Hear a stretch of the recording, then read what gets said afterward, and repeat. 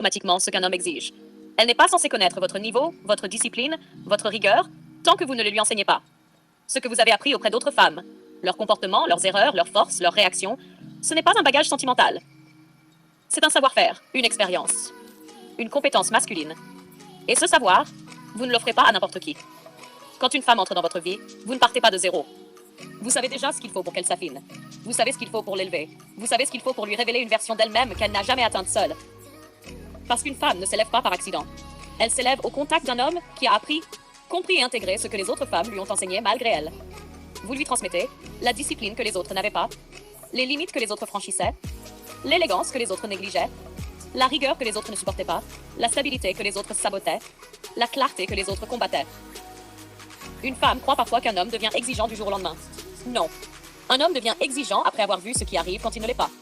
Et c'est ce bagage-là que vous transmettez à celle qui mérite. Pas pour la critiquer, pas pour la rabaisser, mais pour la transformer. Vous devez apprendre à une femme ce que vous avez appris avec les autres. Pas pour répéter le passé, mais pour éviter les erreurs, accélérer sa croissance et la guider vers cette version d'elle-même qu'aucun homme avant vous n'a su atteindre. C'est ça, élever une femme. C'est ça le rôle d'un homme construit. Que peu d'hommes osent poser devant une femme. Vous savez exactement où vous manquez. Mais vous attendez de voir quel type d'homme aura le courage et la légitimité de vous le dire. Un homme ordinaire se tait. Un homme construit parle. Et un homme du 1% élève. Texte combiné. Une femme connaît ses défauts. Vous savez quand votre hygiène n'est pas irréprochable. Vous savez quand votre poids dépasse ce que vous acceptez en silence. Vous savez quand votre style manque d'élégance, de tenue ou de finesse. Ne vous mentez pas.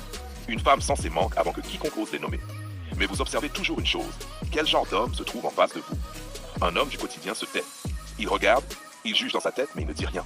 Il a peur de déplaire, peur de perdre, peur d'être perçu comme dur ou exigeant. Un homme du 1%, lui, dit la vérité. Il nomme ce que les autres évitent. Il montre la direction. Et surtout, il élève. Parce qu'un homme digne de ce nom ne se contente pas d'aimer une femme. Il l'améliore. Il l'aide à redevenir la version d'elle-même qu'elle a abandonnée. Mais voilà le problème. Vous n'êtes pas ma femme. Donc même lorsque je vois vos défauts, je ne peux rien dire. Je n'ai aucun droit d'intervenir. Je dois me taire, observer, encaisser. Parce que tant que vous n'êtes pas sous ma protection, je ne peux pas vous élever. Je ne peux ni corriger, ni exiger. Et c'est précisément là que vos ex ont échoué.